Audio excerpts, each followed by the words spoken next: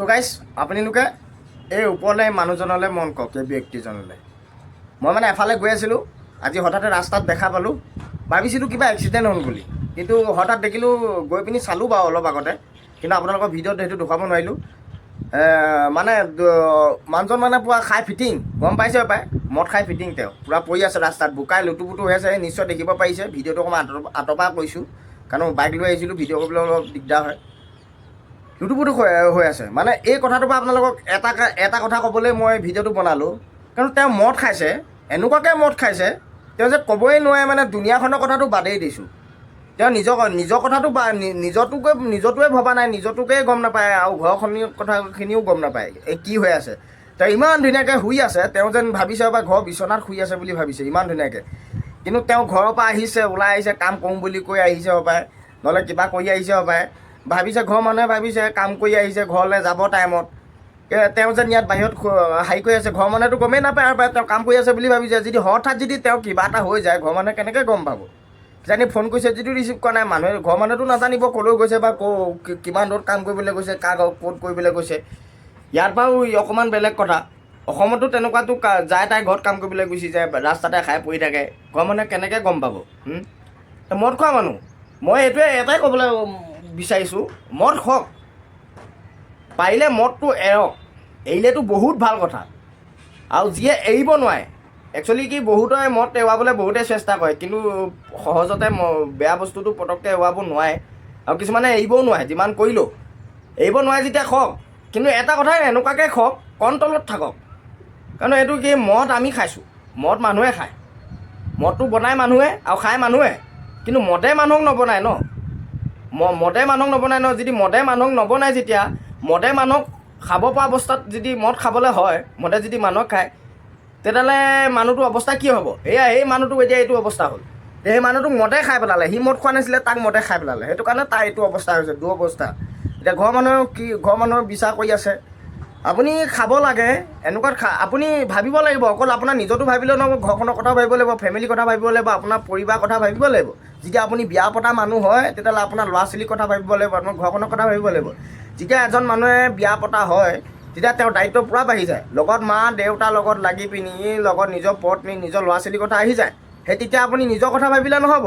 যেতিয়া আপুনি বিয়া পতা নাই, তেতিয়াও নিজৰ কথা ভাবিলে নহয়, তেতিয়াও আপোনাৰ মা দেউতাৰ কথা ভাবিব লাগিব। যেতিয়া আপোনাৰ কোনো নাই, ঘৰখনত কোনো নাই, তেতিয়া আপুনি নিজৰ কথা ভাবক, হ'ব দে, মই যি হ'ম, যি কৰিম, তেতিয়া বেলেগ কথা, আপুনি খাই মৰি যাওক, যি হৈ হওক। যেতিয়ালৈকে আপুনি জীয়াই আছে, আপোনাৰ ঘৰখনত মা দেউতা আছে, মা দেউতাৰ কথা ভাবিব লাগিব। কাৰণ আপোনাৰ যদি বিয়া পাতিছে, আপোনাৰ পত্নী ল'ৰা ছোৱালীৰ কথা ভাবিব লাগিব, কাৰণ আপোনাৰ চাহাৰা। কিয় আপোনাৰ যদি সমৰ্থন নহয়, আপুনি যদি তেওঁলোকক চোৱা মেলা নকৰে, তেওঁলোকে কাৰ সাহসত জীয়াই থাকিব? সেইটো আপুনি ভাবিব লাগিব। মদ পালোঁ, এতিয়া মদটো খাই কি আছে? মদটোতো একো আমাৰ হাৰি বস্তু নহয়, পেট ভৰা বস্তু নেকি? হয়, এটা বস্তু লিমিট আছে। আজি মোৰ ভোক লাগিছে, মই ভাত খাম, ভাতটো আমি কি এটা জোখতে খাম ন? এগালমান দি দিলেতো নাখাওঁ ন, আমাৰ পেটত কিমান ধৰিব সিমানটোৱেতো খাম ন। আৰু আমি এইটোও জানিব লাগিব, আমি যেন ভাতটো খাইছোঁ হয়, আমাৰ সেইটো সদায় জ্ঞানত থাকে যেন মই ইমানখিনিয়ে খাব পাৰিম, কাৰণ মই ইমানখিনি খালে মই উঠিব পাৰিম বা খোজকাঢ়িব পাৰিম বা শুবলৈ মোৰ অসুবিধা নহ'ব। আমি তেতিয়াই খাওঁ। তেনেকৈ মদটো তেনেকৈ খাব লাগিব। আপুনি মদ খায় যেতিয়া, আপুনি মদ খালে আপোনাৰ জ্ঞানত এইটো থাকিব লাগিব যেন মই মদ খাইছোঁ, কিন্তু বেলেগে গম পাব নালাগিব আপুনি যেন মদ খাইছে। বুজি পাইছেনে? বেলেগে গম পোৱাকৈ মদ খাব নালাগে, আপুনি জানিব লাগিব, মই মদ খাইছোঁ। আপুনি জ্ঞান থাকিব লাগিব, মদ খাইছোঁ, সেইটো আপোনাৰ মনত থাকিলেহে তেতিয়া আপুনি ক'ৰবালৈ খোজকাঢ়ি যাব পাৰিব বা যোৱা ৰাস্তাটো আপুনি বনাব পাৰিব। যেতিয়া আপুনি গমেই নাপায় মই মদে খাইছোঁ নে কি খাইছোঁ, আপোনাৰ কিবা এটা হৈ গ'লেও যদি গম নাপায়, তেনেকৈ মদ খোৱাতকৈ নোখোৱাই ভাল। এনেকুৱাকৈ কেলৈ খাব লাগে মানুহে? মদ কিয় খাব লাগে? খাওক, খাই পিনি অকণমান ধৈৰ্যত থাকক না, ধৈৰ্য সীমাত থাকক। মইতো একেবাৰে মদ খোৱা মানুহটো একেবাৰে দেখিব নোৱাৰোঁ, মই দেখিব নোৱাৰোঁ, মোৰ খং উঠে দেখিলে, সহ্য নহয়। তথাপিতো কি কৰিব, এতিয়া খোৱা মানুহটো আছে, সেইটো নহয় যে মদ খোৱা মানুহে যে সকলো বেয়া হ'ব পাৰে, কিছুমান টেনশ্যনত খায়, সেই বুলি নহয় যেন আপুনি পেট ভৰাকৈ খাব লাগিব, সেইটোতো পেট ভৰা নহয় ন। ভাতটো আপুনি এটা লিমিটত খাব, আপুনি খালে আপোনাৰ পেট ভৰিব, ইমানটোৱে খাব মোৰ পেট ভৰাকৈ, আৰু হৈ গ'ল। কিন্তু মদটো কি হয়, খাই থাকে, নিচা নধৰে, গমেই নাপায় মোক নিচা ধৰিছে নে না ধৰে, পিছত খাওঁতে নিচা ধৰি যায়। আপুনি ভাত যেতিয়া খাব, কি আপুনি বমি কৰাকৈ ভাত খায় নি? নাখায় নহয়, পেটত যিমানটো সোমাব ইমানটোৱে খাব। তেনেকৈ মদটো খাওক, এটা লিমিটত খাওক। আপুনি গম পাব যে মই এই জেগাত আছোঁ, এই জেগাৰ পৰা মই উঠিব লাগিব, আপুনি এইটো জ্ঞান থাকিব লাগিব। মই এতিয়া ওলাই আহিছোঁ, মই যে মদ খাইছোঁ, মই আকৌ ঘৰলৈ যাব লাগিব। মোৰ ঘৰ ইমান দূৰ আছে, ইমানটোত মই যাব লাগিব। মই চাইকেলে হ'লেও বাইকে হ'লেও যাব লাগিব। আৰু মই সেইটো হিচাপত যাবলৈ হ'লে মই এটা লিমিটত খাব লাগিব, তেতিয়া মই ঘৰ গৈ পামগৈ। আৰু ঘৰ পোৱাৰ লগে লগে মোৰ চিন্তা নাই, মই বিচনা আছে, মই শুই দিম, ঘৰৰ মানুহ আছে চাব, বছ খতম। তো আপুনি সেইখিনিলৈকে যাব পৰাকৈ আপুনিতো থাকিব লাগিব ন কণ্ট্ৰলটো। আপুনি যদি ইয়াতে খাই ফিটিং হৈ থাকে, কালি ৰাস্তাত পৰি থাকে, হা, কোনোবাই যদি কিবা এটা কৰি থৈ যায় আপোনাক, কোনে চাব, কেনেকৈ গম পাব? বছ এই ভিডিঅ'টো অলপ বেছি দীঘলীয়া হ'ল, সেইটো কাৰণে কৈছোঁ। মদ আপুনি খাওক, মদ মানুহে খায়, কিন্তু মানুহক মদে খাব পৰা ব্যৱস্থা নকৰিব।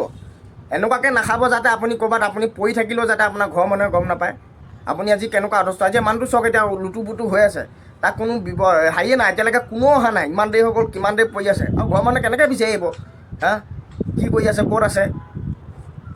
সেইটো কাৰণে কৈছোঁ, মদে মানুহক বহুত অৱস্থা বেয়া কৰি দিয়ে। অকণমান চাই চিতি চলিব গাইজ। টকা পালে বুলি যেন ওপৰলৈ উঠি নাযাব, পালোঁ বুলি যে খাব লাগিব সেইটো নহয়, এটা লিমিটত খাব। বছ ভিডিঅ'টো এইটো কাৰণে বনালোঁ, মদটো পাৰিলে কম কওক, আৰু যিসকলে এৰিব নোৱাৰে অলপ কমত খাওক। অকল আপোনাৰ নিজৰটো ভাবিলে নহ'ব, আপোনাৰ ঘৰখনৰ কথা, ঘৰ পৰিবাৰৰ কথা ভাবক। এতিয়া আপোনাৰ যেতিয়া ঘৰ পৰিয়াল আছে ন, তেতিয়া নিজৰ কথা ভাবি লাভ নাই। যেতিয়া আপুনি ছিংগুল আছে, আপোনাৰ যদি কোনো টাৰ্গেট নাই বা আপোনাৰ কোনো ঘৰ পৰিয়াল নাই, তেতিয়া আপোনাৰ নিজৰ কথা, তেতিয়া মোক ক'বলৈ একো নাই। আপুনি যি হওক সেইটো হওক, এইটো আপত্তি নাই, এইটো আপোনাৰ ডিচিশ্যন। যেতিয়ালৈকে আপোনাৰ ঘৰ পৰিবাৰ আছে ন, তেতিয়া ঘৰখনৰ কথা ভাবক। বাকী ভিডিঅ'টো কেনেকুৱা লাগিলে জনাব, আৰু ভাল লাগিলে লাইক কৰি দিব, চেনেলটো ফ'ল' কৰিবলৈ নাপাহৰিব। বাকী আপোনালোকৰ এইটোৱে আশা কৰোঁ যাতে আপোনালোকে অলপ চাই চিতি চলিব। বাকী আজিলৈ বাই।